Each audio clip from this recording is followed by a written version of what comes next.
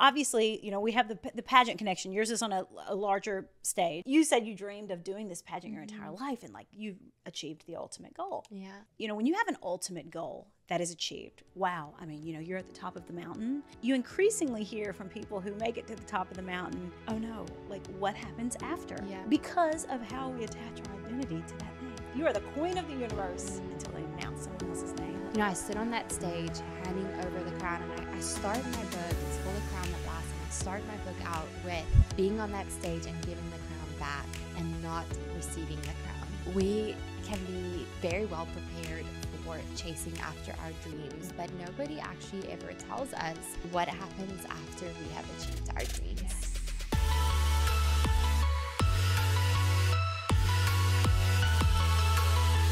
Hello, everyone, and welcome back to the Living Fully podcast. I am thrilled to bring you this conversation today.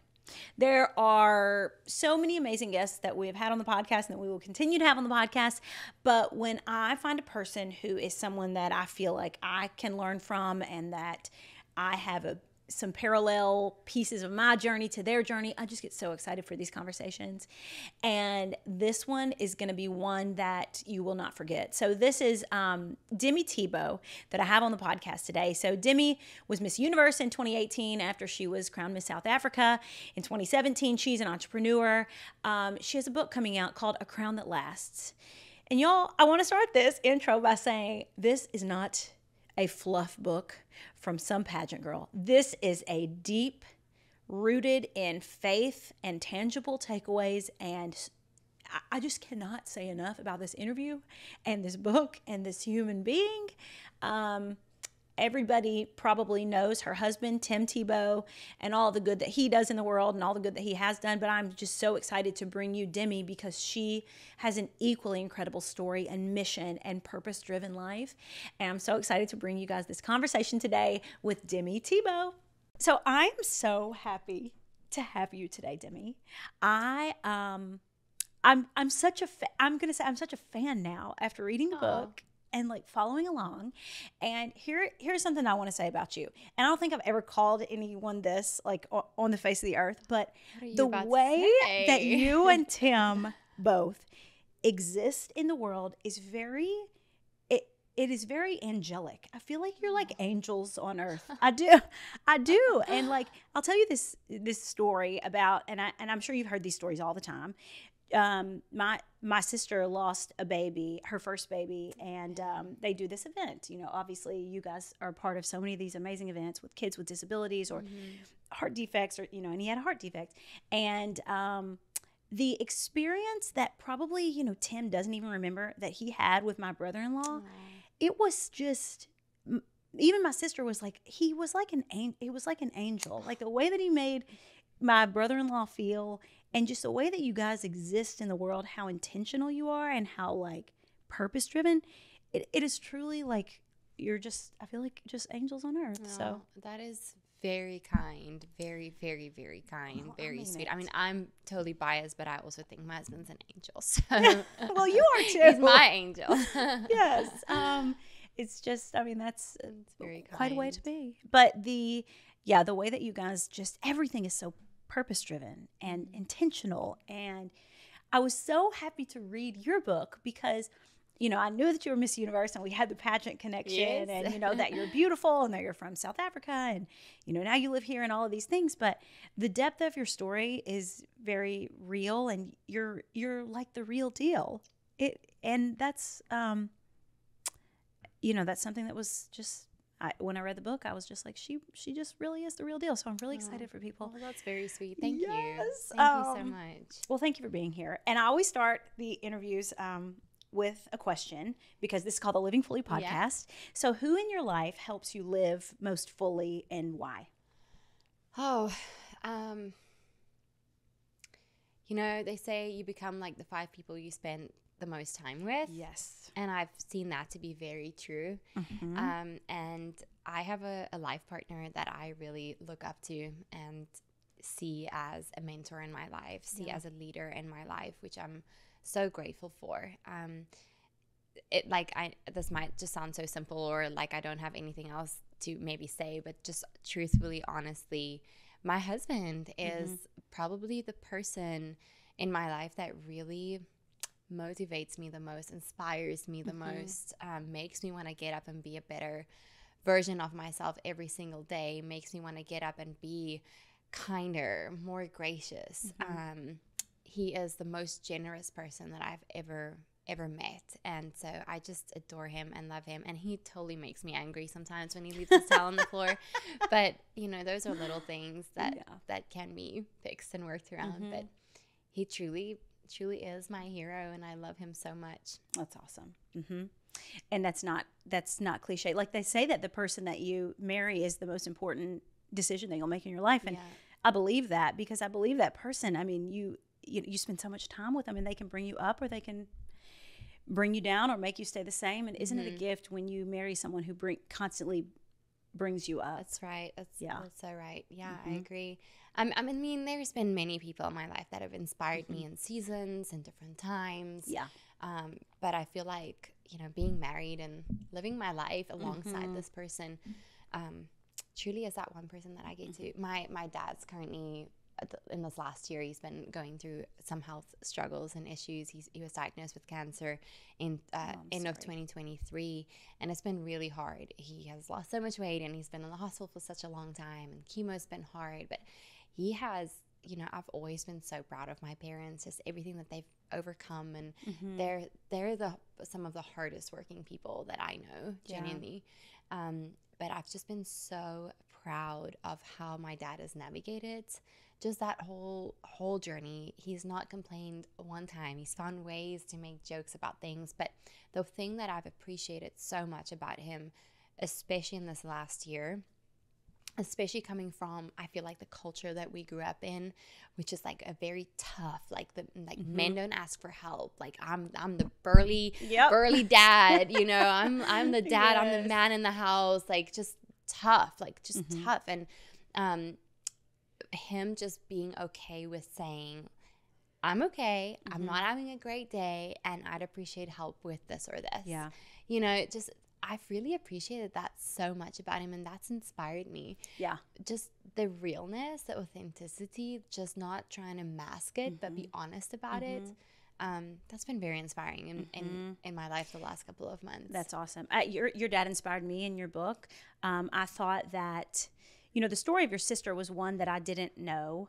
And, you know, I want you to intro that story, actually. But what your dad gave up in caring for your sister and how he left a job that he loved in the corporate world, and he turned your house into a bed and breakfast so he could care for your sister, was very inspiring. And, like, I'm sure it's humbling to, you know, enter into a phase of life that you don't expect, having a child with a disability. And that story was very inspiring because you seem like a very family first person, and you must have gotten that from your dad, because to make that kind of sacrifice and live that way, that story just really got me. Yeah, my parents divorced when I was really young. I have no memory of my parents actually being married or being together. So, and I met both of my step-parents. My dad met my stepmom when I was probably 3, and my mom met my stepdad when I was probably around 5. And so I really feel like they remarried, and are still married to this day with their significant others. They just celebrate like 21 years and maybe 24 years, something. So it's a long time to have 4 parents, right? I know, right? And so I just have a memory of growing up in 2 households. That's all I grew up knowing. And I was an only child for the first 10, 11 years of my life.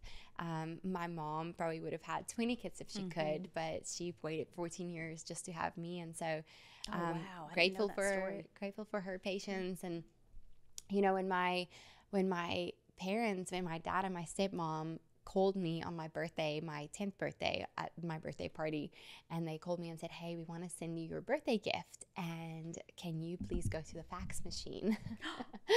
I was like, sure. And I knew Celine Dion was coming to South Africa. I was such a big, I think I'm just a 62-year-old trapped in a 28-year-old body sometimes. Anyway, I loved her so much. I wanted to see her. And I was like, am I getting Celine Dion tickets to go and see her? Is this happening? Celine. I know, of all people. And I was like, okay, well, what else could they be sending on the fax machine? And I went to the fax machine, and they were like, okay, we're gonna send it now. And the fax started coming through, and you know how it used to print one word, and then it would slurp it back in, and it would boop, boop, boop, boop, boop, boop, print another word and slurp it back in, and it said Demi, happy birthday, you are, and I was like, going to a Celine Dion concert.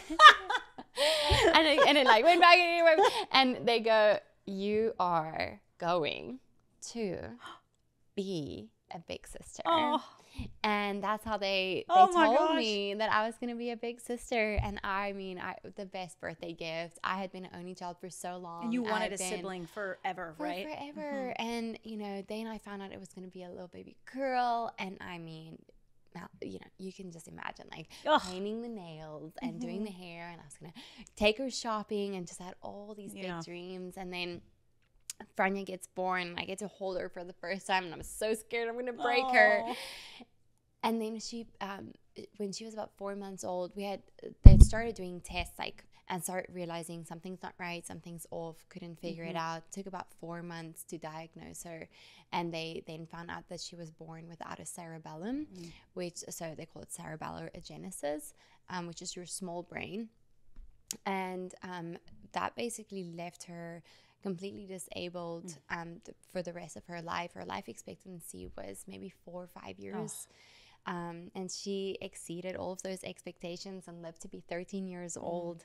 And Franya's story is just really sweet. You mentioned my dad left his corporate job of, nearly 2 decades, that he had worked so hard to work himself up that corporate ladder and build that dream and get that salary and be, have that all the medical insurance and insurances and all those things provided for you. And Franya really was completely dependent on us for survival. She grew to be 13 years old. That's in a 13-year-old body that needed to be moved around, that needed to be taken care of, that, she couldn't do as much as hold a bottle. She was nonverbal. She couldn't walk or talk or even sit upright. So she really needed us for anything and everything. And it just became really hard for my dad to be working full-time and be on the road and be away. My stepmom's a neuropsychologist, and she practices till this day. And so my dad decided to find a way to still earn an income and to be able to care for my sister and to be able to spend time with her.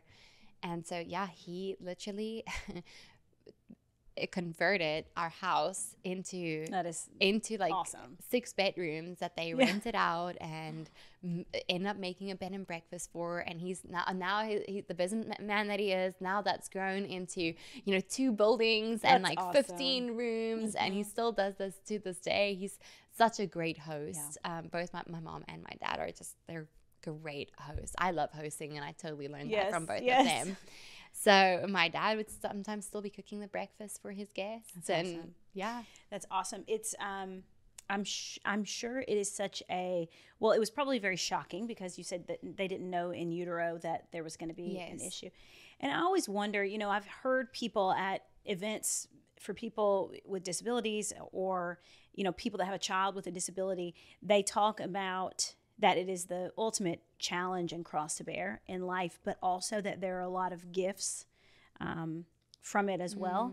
What do you feel is something that, from having a sibling, your only sibling, having a severe disability, what do you feel like, besides the gift of your husband, because you say she was the ultimate matchmaker, we'll talk about that in a second. What do you feel like is the gift in what you learned? Because I know that so much of it was a challenge.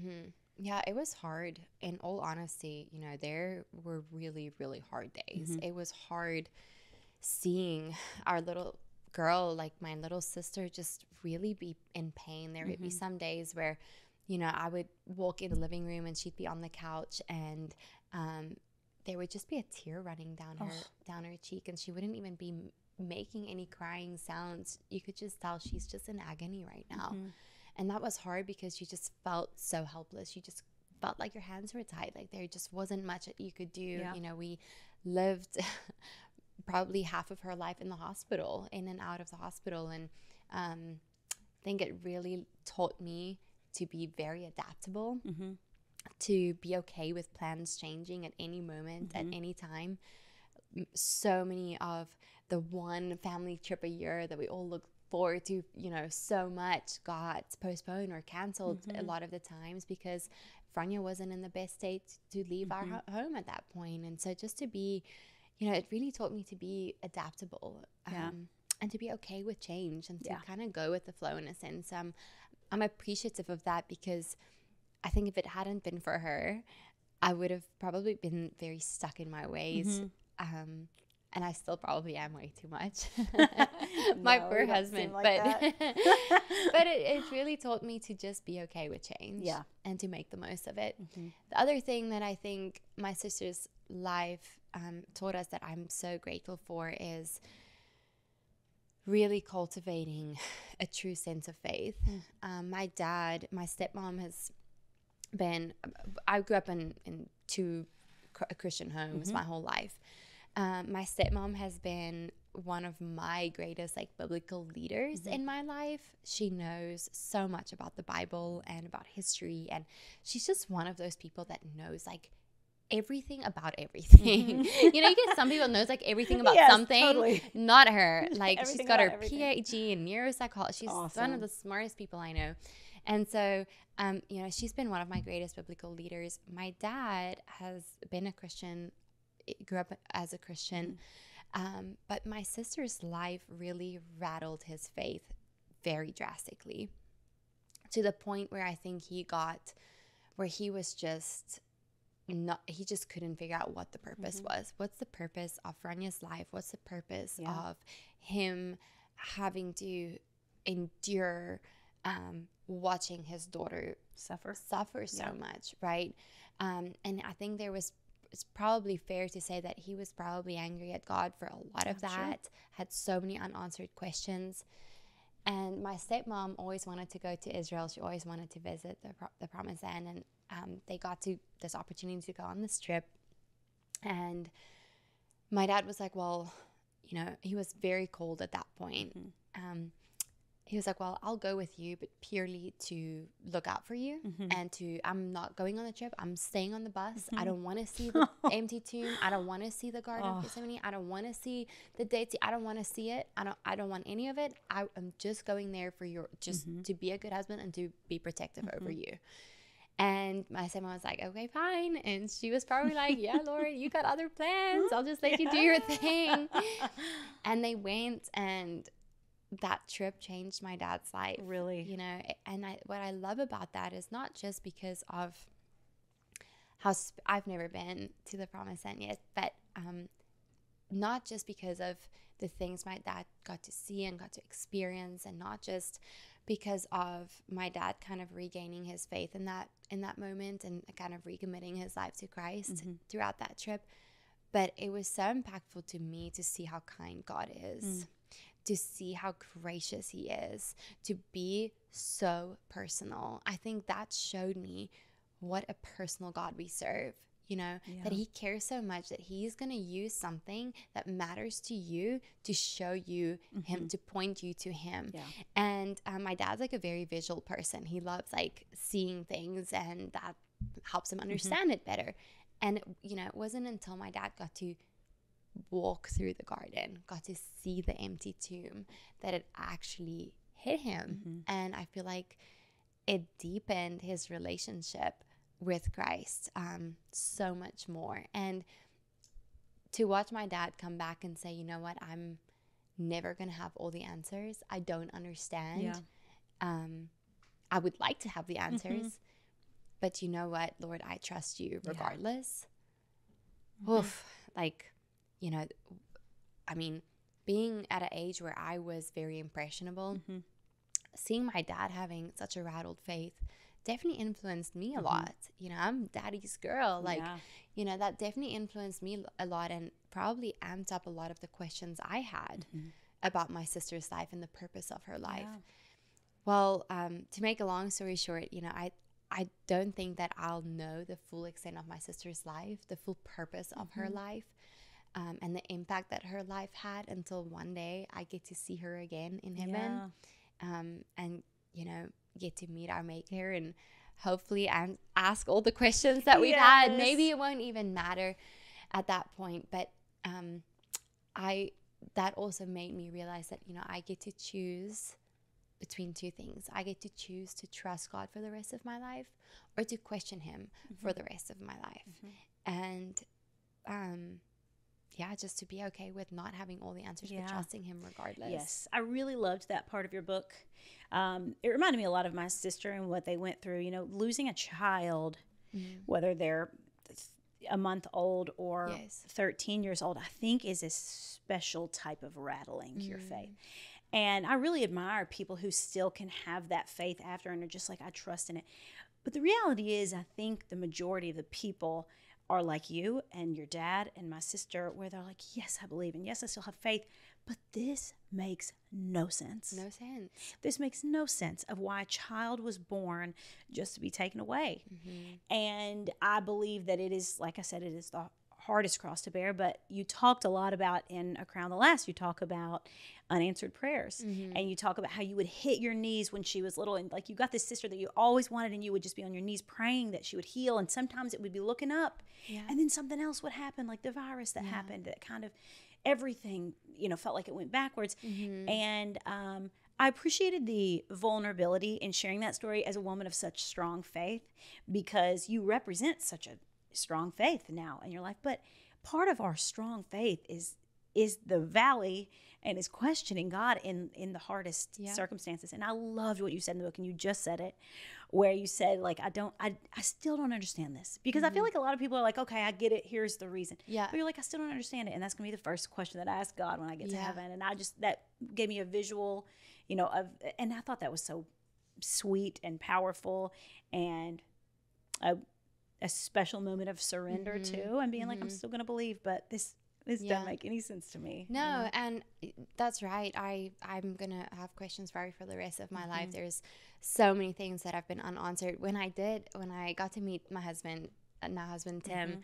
it was my sister that introduced us to one another. And I do want to, if you don't mind me sharing the story, it's one of my favorite stories to tell. I love it. Yes, because I want to go into Miss Universe and Miss South Africa and how you met Tim. Obviously, we have the pageant connection. Yours is on a larger stage. Miss America was the highest that mine could go, but Miss Universe is like that's the ultimate. Well, they're just different. They're different. It's just different. Yes.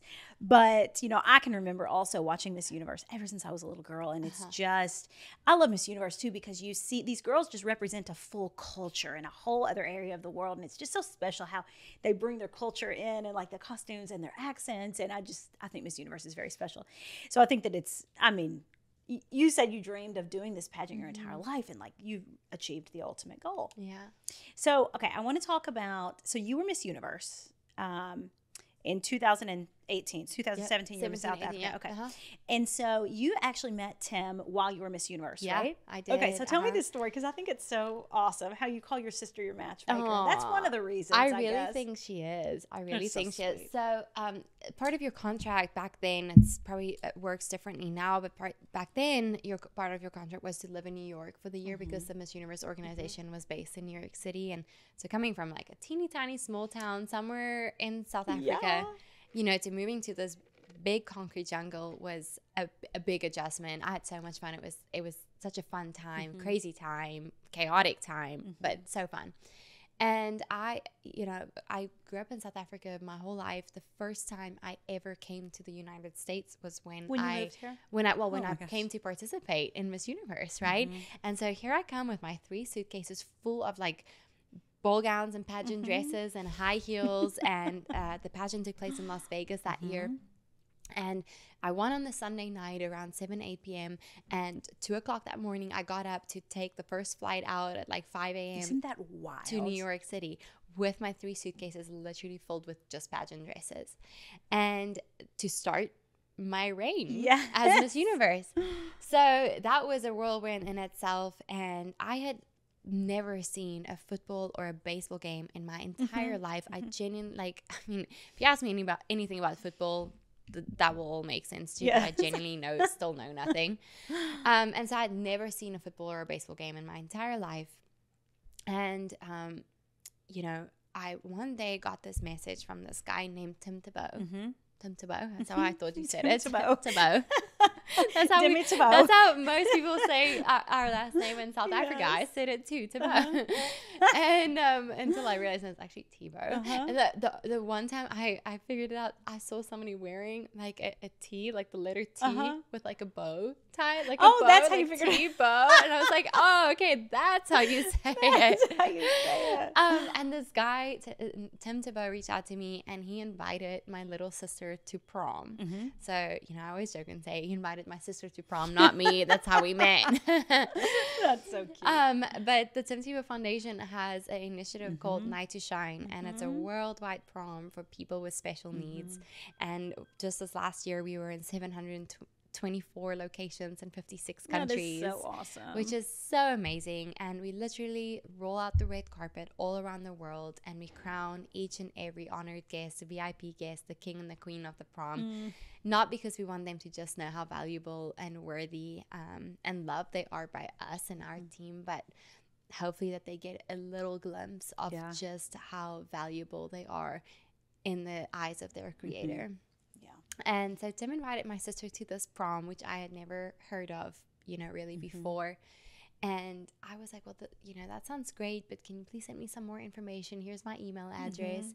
And he emailed me some more information. And if you know Tim now, like, you know, he probably had to like go and download the Gmail app and like make an email address, because he doesn't even own a computer. Like, he does not own a computer at all. So anyway, but besides the point, emailed me more information, and I was like, this is amazing. Like, we need to have night shines all over South Africa. You know, growing up with my sister, I felt like our family was very just secluded in a big way. And I don't think people had ill intent or that people didn't care. I just feel like people wanted to help but had no idea what to do. So they don't do anything. So they don't do nothing. They're scared of saying the wrong thing, doing the wrong thing, being embarrassed, or even somehow being a burden, that they just rather do nothing. And so my sister's 13 years on planet Earth, we had 2 different people reach out on 2 different occasions from our church to come and just check in on us or pray over her. And that was just a very lonely time. You know, I watched my parents like just not getting the invite anymore, or the Bible study, you know, going on without them, or the barbecue just not happening, or drizzling down from 10 people to 2 people. And that felt very lonely. And then when I learned about this thing called Night to Shine that celebrates people just like my little sister all over the world, I was like, I need to know more. This has to be all over South Africa. And so I was like, this is amazing. Like, please, can I find out more information? And I asked if we could set up a phone call just for me to really understand what this is about, and maybe even find out how I could get involved at that point. And so we set up a phone call, and it was supposed to be like 5-10 minutes. Tim was playing baseball at the time, so it's not like he had a ton of time. And I got off the phone, and I was just so inspired, and I looked at my call log, and I saw that our phone call had run for 2 hours, 24 minutes and 6 seconds. That is great. Honestly, the rest is really history. There hasn't been a day that we haven't spoken since. And Tim got to meet my sister at later that year. Got to meet her in person, and a couple months after they met for the first time, Franja ended up passing away and going to heaven. And you know, a couple months after my sister's death, I went back home to see my family, and my dad sat on the couch and looked at me, and he said, you know what, you know, my sister's life expectancy was supposed to be like maybe 4 or 5 years old. My dad looked at me and said, you know what, sometimes I wonder if she wasn't just holding on a little longer just to fulfill her purpose. And you know, I'm obviously very biased. I think that might have been a small part of Franja's story, is introducing me to my husband, and the way that our lives have aligned way before we ever even met, the way our purpose was aligned way before we ever even met, right? I don't think I'll know the full extent of Franya's life impact until one day I get to meet my maker, but I do think that might have been a small little tiny part of her life story. I certainly think that it was, because look at all of the good that you guys are doing for people like her and with other disabilities. And I mean, in what world would you have met Tim Tebow? Tim Tebow. You know? I have no idea. You did not know who he was. And there was like, you know, it's an amazing story. And you are very purpose driven, and you clearly believe in a purpose, not only for your life, but for everybody else's life. And, you know, what a couple of years you had, because I'm thinking about this, like you met Tim the year that you were Miss Universe, but back up. Okay. So you're crowned Miss Universe, and then you start dating Tim like during this year. Yeah.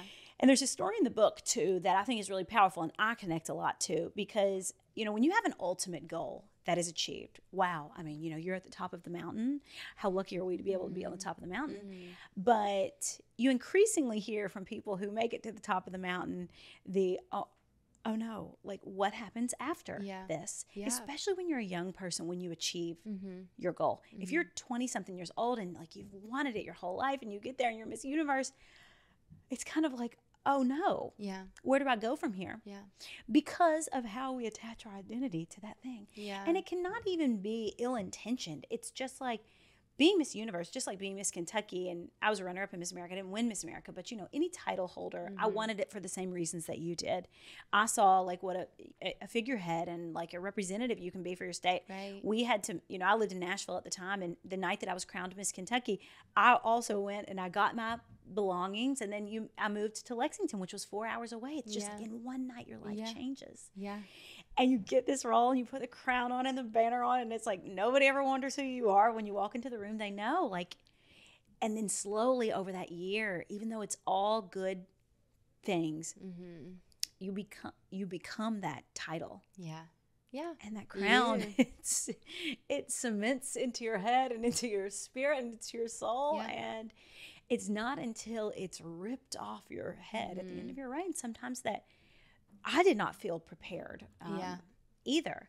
And I thought that the story in the book is really a cool story, and I just really connected to it because, you know, you are the queen. You are the queen of the universe until they announce someone else's name. Yeah, that's right. And in that 1 second, tell that story. You lost your whole team. You didn't even know your way back to the dressing room. You're in the airport trying to stuff all your little programs in there, spilling stuff everywhere, and you were just like, what in the world? Yeah, I know. I grabbed, like, well, I didn't grab. I was like, well, can I, like, I think they gave me, like, 5 program books, and I was like, well, can I have 50? Yeah. And I stuffed as many program books with my face on them saying Miss Universe into Tim's poor clothing bag as I could possibly fit, because I was like, this is the only thing I have left. Yeah. You know, I stood on that stage handing over the crown, and I start my book. It's called A Crown That Lasts, and I start my book out with being on that stage and giving the crown back and not receiving the crown. And I wanted to do that intentionally because we can be very well prepared for chasing after our dreams. There's books on like how to be successful. There's ways on how to, you know, achieve your dreams, achieve your goals, but nobody actually ever tells us what happens after we have achieved our dreams. Yes. What happens after you got that corner office? What happens after you buy that dream car? What happens after you get the dream job? What happens after your identity and a lot of your purpose and your life calling is now driving themselves to school and packing their own lunch boxes, you know? And it's not that any of those things are bad things. You know, Mallory, like, we're told to strive for excellence. Yeah. As believers, the Bible tells us, like, strive for excellence. Yes. You know, we want to be the best version of what God created us to be, and that's nothing to be ashamed of. You know, I feel like I am very driven. I'm very hardworking. I'm very determined, very dedicated. So it's not that those things are bad. It's the way I've been wired and made. But where it becomes messy is when we put everything that we have, all of our worth, all of our value everything that we feel like we have to bring to the table into something that is temporary. And the premise of this book is really very much based on 1 Corinthians 9:25, where Paul writes to the church of Corinth and he says, listen, do not chase perishable crowns. As believers, let's chase after things that last. Let's chase after, things that will actually have an eternal impact. And, some of the only things that will last is God's word and people, our souls one day. And, I called this book A Crown That Lasts because I chased exactly the thing Paul warned me not to chase. I wore exactly the thing that Paul told me not to wear. And it's just a little side story. I think this is actually so funny. What Paul is referring to, I love. I love that story, the celery crown. Yes. I love that story. Please tell that story, because I didn't remember that story from the Bible. And it was such a visual, and that impacted me a lot. Yes, I know, right? I love that. I'm also a super visual person. So, and Tim and I actually got to go to Corinth last year and go and just visit the old city of Corinth, go and see some of the places that Paul walked and that he talked about. And, anyway, so many things. But what Paul is referring to is the Isthmian Games. And the Isthmian Games, a competitor to the Olympic Games, super competitive. Back in the day, it was a big, big, big deal. So when he wrote this letter, everybody knew culturally what he was referring to. He was referring to the Isthmian Games, and the athletes would train so hard. Some scholars even believe that some of the athletes lost their lives just in the training, just in the preparation. That is how much they were willing to give up. That is how much they were willing to sacrifice for these Isthmian Games that they get to compete in. And at the Isthmian Games, they were athletic games, right? There were only one winner in the games and different events, and that winner would get something. They would get a prize. Now, I was chasing after a diamond and a pearl crown. That's pretty cool. That's pretty shiny. I even got a fun, when I won Miss South Africa, I got a car, I got clothes, I got my hair done for free. There's some tangible things, right? That I was I actually get this part of my prize package. Well, these athletes, they worked so hard to win a crown made up of celery, pine, or depending on the season, olive tree leaves. Now, I don't know. I don't care how good of a refrigerator you have. No amount of celery leaves is going to last in that little special refrigerator drawer, okay? Talk about a head salad, right? Literally, they were chasing after a crown that very literally was going to perish. And that's what Paul was referring to. And I love that just very visual picture of, what are the celery leaves? Chapter 10 is titled Say No to Salary. Not salary like the thing you get at the end of the month. The check you get, salary. The thing you're supposed to eat for that detox juicing thing that we sometimes do. So that's what Paul's referring to. And I kind of got sidetracked here now. But model of the story is it's not a bad thing to chase after the winning moments in life. It's just not great when we attach all that we are to those things. And so, I walked away and I left something on that stage that in Thailand. When I got to the airport, I realized, I left my identity on that stage alongside that crown. Yeah. And man, I was searching for that identity. I was searching for that crown. I was searching for those jewels for a good amount of years afterwards, and I just couldn't find it. I was so focused on, what's the next career thing I need to do? What's the next big thing? And it wasn't until I realized that in order to find that crown, in order to find that purpose, that worth, that value, I need to realize that I am actually the crown. That I am God's crown. That he loves me so much, that I am his princess, that I am his royalty with or without a tiara. And this waiting season where you were figuring that out is something that you talk about in the book, and something that I know will resonate with a lot of people, because I think some people live in their whole lives in a waiting season. And I think that they never really get to the end of that waiting season. And you talk a lot about the waiting season, and talk a little bit about that, and to the woman or the person that's in that waiting season, how do you endure that, but how do you get to the end of that with you came out of that waiting season figuring out who you were.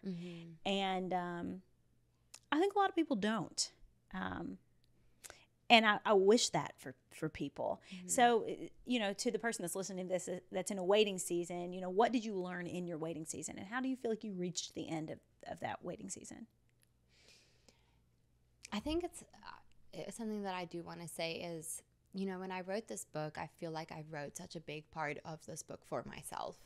When I wrote the book by myself, and it was super therapeutic because I would go back and reread a chapter to, check it, and before I send it to my editors, and I'd read something and I'd be like, oh, that's good. Like, I needed to hear that right now. I do that with my own book. I needed to hear that. Yes. I really feel like I wrote so much of it for myself.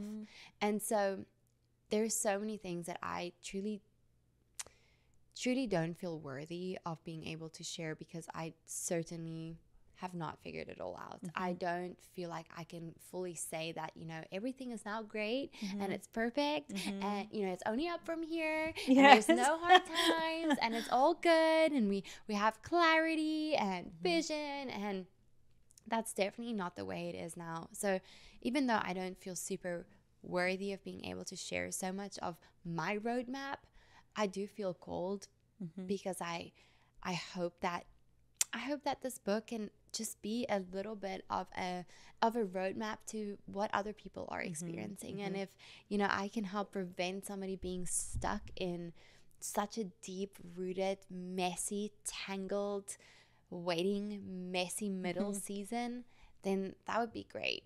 I'm sure that I'm going to end up in more of those seasons going forward. Right? But I think there's things that I've learned in order to prevent a little bit of that, right? Yes. I can now go and listen to Paul and listen to what he said 2,000 years ago. Yes. And actually go and do what he said and not just read what he said. I think so many things that helped me get out of that messy middle was surrounding myself with a good community of people that can point me back to the one and only truth every single time, especially when I doubt myself, when I don't know what the future holds, not just career-wise, but for Demi, who God created me to be. Really celebrating small wins. You had a very public, a very tangible win in life, right? Like actual put the banner on, put the crown on, very tangible win. But for the most part of life, like that's the once-offs if we're lucky, right? That's not the everyday life, right? And that's not the way it looks for me right now. What it looks like for me now is all the small wins in life that add up to actually being the victory. Yes. I love that. And I think that's something that everybody can put into practice, like the small wins. Something that was I think this was my favorite part of the book. I believe that we live in a very, more and more is more self-focused, and everybody's got their phones in their face. Even you and I, like we're people online, and it feels like the world just is more and more and more self-focused versus other focused. And you guys, I think you and Tim both live this way, but I thought it was so powerful in the book where you talk about being interruptible. Being interruptible. I feel like everybody talks about boundaries and boundaries and boundaries as saying no, and boundaries are important and saying no is important. But you write about in the book, especially even during the waiting season, about being interruptible and taking the 40 seconds to acknowledge the child with Down syndrome and give them a high five, or speak to the person that walks up to you in the airport. And Demi, I think that it really is the way that you and Tim seem to live your life, truly in service of others. Not just because you have a platform and you were given all of these things, but because those are the people that you are. I think if you guys were just normal Jim and Joe that lived on Main Street in the middle of Ohio, I think that you would live your lives the same way, because I think it's the kind of people that you are. But I thought that was so powerful, and it's something that I've thought about every day since I read that in your book.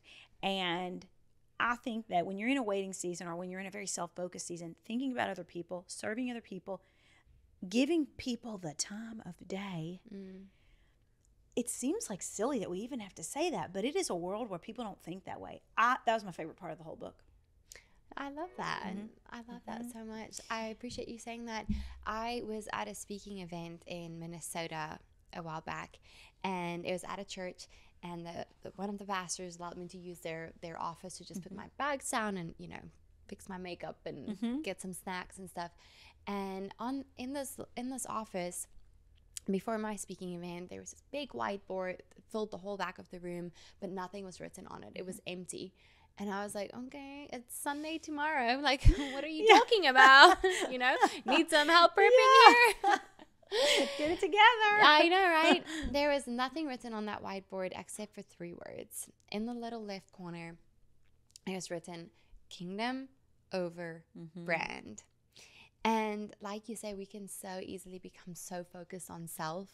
And, you know, when you're focused on yourself, that's the only thing that you think of. That's, you know, you're comparing yourself, focus on how you can be better, how you can be stronger, how you can grow, how you can do these things. When in reality, you know what, when we focus on ourselves, we are setting ourselves up for failure. I have walked through a season where I really felt like I had no self-confidence. I really didn't. After I handed over my crown, you know, moved to New York, we got engaged. This is such a crazy season in my life. Really didn't know what I was going to do next. It's like, didn't even know how I was like going to, some months, like pay for my apartment in New York, because, you know, New York is, the cost of living is crazy. It's expensive. Crazy. You know, just so focused on just that, where I felt like I really had no confidence. People would invite me to go on their podcast, and I would like literally make up a fake email account pretending to be my own assistant to just say like, no, Demi is too busy right now. You can contact her in a few months, because I had no idea what I was going to tell them. They were going to ask me, what's next for you? And I was too embarrassed to say, I don't know. I don't know what's next, you know, and to be okay with that. And so much so that I fabricated a lie. And, you know, did I sign off with warmest regards, so-and-so? No, I couldn't get that over my heart. I couldn't fabricate that big of a lie. So I just left it at warmest regards and no name.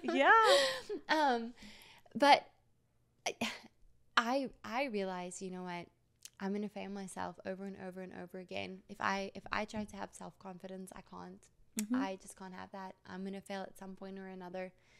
And I realized that, you know what, I need to change out the self with kingdom, with God. I need confidence. I love the word that you use. Over self, not just kingdom over brand, kingdom over self. And I was like, you know what? I'm going to call this God confidence. And I'm going to try and have God confidence. I'm not even going to try and have confidence. I get to have God confidence. Why? Because of what Jesus has already done for us, and what he is still doing for us, and what he is continuing to do for us, because he is a promise maker, and not just a promise maker, but a promise keeper. He is a way maker, and we get to have faith in him because he is faithful. We get to have trust in him because he is trustworthy. It's so true. I really relate to what you're saying, and at least you were close to your title, because I can remember, Demi, I spun out of control for a long time. I could not, because I felt like I had to find something that was greater than that. Because after I did Miss America, I did reality TV, and it was a big public stage again, and then I did another season of it, and then I did another season of it.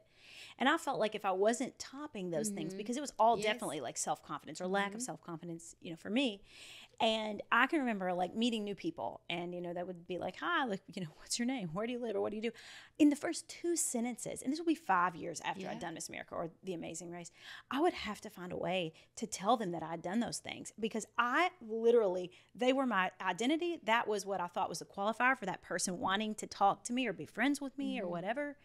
And it was I could not let go. I could not find that, like, the God confidence, as you call it. It was really hard for me, and I went through like a kind of crash and burn and a big trial where I had to find it within myself to figure out some other way to live and be. And I just can relate so much to that, and I feel for you, because I look back on myself in those conversations in those days, and I feel I feel sad for myself because I'm like, Yeah. gosh, you achieved all your dreams, and like you should be happy and feeling so great. But Yeah. it was ultimately, it was a lesson. It brought me back to myself. It brought me back to my faith, just like yours did you too. And luckily we have a good ending to our stories, but there are a lot of people, I think, that are still chasing that thing that happened 5 years ago, or that piece of their identity that they're clinging to for dear life. And I think that part of your story is so amazing. Something else that I connect with you, and I have to say this because I think that anybody that competes in a pageant has perfectionistic tendencies. I think I didn't meet many girls that I competed with that were just like, oh, go with the flow, and like I'll show up with no makeup, and I mean these girls are polished, and they've got it going on. Oh yeah. And it is just a quality of people in the pageant world. And I love it that you I think you're a recovering perfectionist, probably like me, because you're talking about how fair. Tim, you guys, when you first got married, you're saying some of your first marital fights where he is just a people around, family around kind of person. Yes. And you were just trying to be hostess with the mostest. Yeah. And you were really trying to, there for the beginning, make sure that your house looked spotless and everything was together and everybody had a drink. And you said it was just, you were crumbling under the pressure of that. Yes. And tell me about this, because now you have a sign on your door that's like, come on in. Hope you like dog hair. Yes. You said your house is like covered with dog hair, and like I it have is what 3 it dogs. is. Yes, somebody that loves to have a clean house and loves to have things like kind of somewhat in order. I have 3 dogs that all shed. A Bernese, I say a Kobe, a Golden, and a Dalmatian. The Dalmatian's the worst. Her little white hairs, they get in like everywhere. Yes. So I'll sometimes like leave my house and later find like Chunk's hair in my lunchbox and just be like, thanks, buddy. Glad you're here too. Yes. So, I told you earlier, I think my sister taught me how to be adaptable, but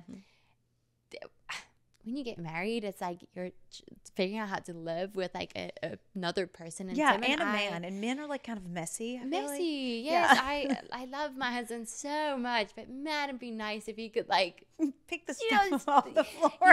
You know what? But this is where I try to just focus on the good things. He never loses anything. He misplaces them, but he never loses. Even though it's not necessarily neat and organized, he always knows where his things are. So I will give organized chaos. Organized chaos. I will give him kudos because he's not careless. That's not it. It's just there's more important things to focus on, and that's one of the many, many things that I learned from my husband is, you know what, like that towel's just not the most important thing right now. That like dishwasher doesn't need to be unpacked. Like use a paper cup. It's okay. It's gonna be fine. Yes. It's okay. And it's who cares. And Tim kind of said something so freeing to me one day. I joke and say in the book that we don't have like a front door, we have revolving doors. I really feel that way. I still feel that way. Yes. But we have Tim is the baby of 5, and he grew up in a big household, and I grew up for only child for most of my life until my sister was born, and just grew up in 2 homes where it was really just me. And Tim said something so freeing to me because I was so stressed about like making sure the toilet paper is stacked in the guest bathroom and making sure the drinks are cold in the fridge and that there's ice out and that there's options for people. And Tim looked at me one day and he's like, Demi, these people are grown-ups. If they run out of toilet paper, surely they can ask. Surely they can ask. And I was like, yes, you are so right. They can. They can ask for it. They run out of toilet paper. They can ask. They can. And you know what? I think that was just something that was so freeing. And this made me realize, you know what? There are more important things. And Mallory, the work that we get to do, that we get to be a part of, you see that every single day in so much that we get to do where we love supporting people with special needs and disabilities. And we, see some of the really just hard struggles that people face every single day. One of our ministries is a baby safe for babies that get abandoned in South Africa. We 3 to 4 babies are estimated to be abandoned, not just left in a hospital room, but literally thrown in a dumpster or left in a porta potty, or you see just like some of the really hard somewhat evil things that happen in this world, and it just makes that wet towel so Yes, like such a little thing. yeah, And the fact that it can it's just so control irrelevant, you know. our you call it, you say like presence over perfection, Yeah. which I love. And that is something that I think we forget about, especially around holidays and like all these things are supposed to be special and joyful and warm. We worry about the silliest things. And isn't that true how life can put those things in perspective? Yeah. If you see someone with a disability or that is debilitated like your sister, it is, you want to hit yourself over the head and be like, oh my gosh, the fact that I was with my healthy family and was worried about the drinks and the toilet paper. But it is life, and it is one of the challenges of life, I believe, is reminding ourselves how we want to live. And your book was really powerful for me, because a lot of our story was parallel, but I'm constantly, like you, reminding myself of the way that I want to be in my one life, the way that I want to live. If I'm a person of faith and I'm a person that says my family and my faith and giving back mean this much to me, sometimes like I have to look at my daily life and where I'm spending my time and the things that I'm doing, and I'm like, does this reflect that? Yeah. And when I read a book, that someone like you writes, you are so, like I opened this podcast with, you are so intentional and purpose driven.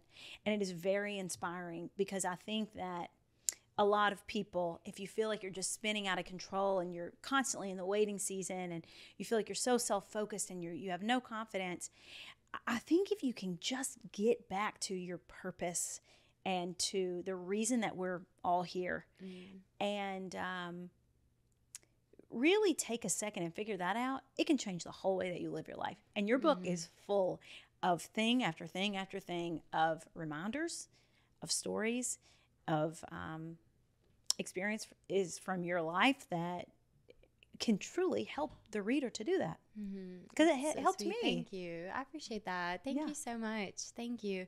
I think when we can take our eyes off of this and look somewhere else, look at someone else maybe, I think there can sometimes be a blessing in that, where even if we're not planning or not realizing, somehow it can bless us in return in a way. I remember walking through the airport not long ago with Tim, and we were in a rush, wanted to get home, been traveling for a while, and I just wanted to like get to the baggage claim, get my bag so that we can go home. And I was walking with Tim, but I walked straight past a blind man that was clearly very disoriented and lost in the airport.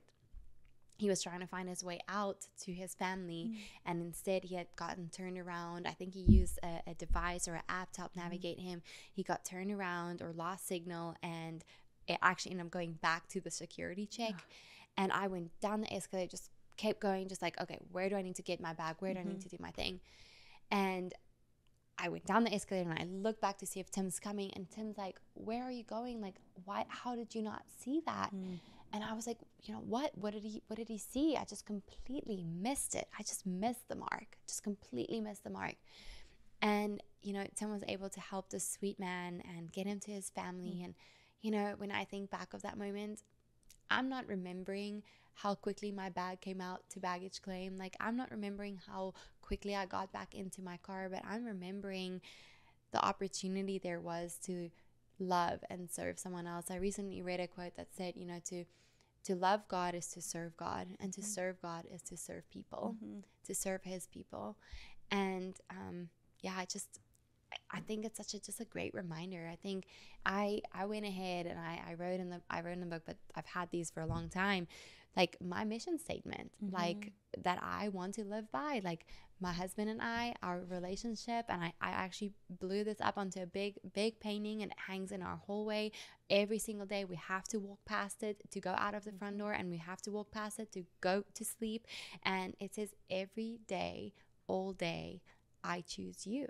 And that's our mission statement for our marriage. Every day, all day, I choose you. In the moments I'm mad at you, in the moments we're not in agreement, in the moments we're tired, in the moments that it's not necessarily perfect, I am going to show up and choose you still.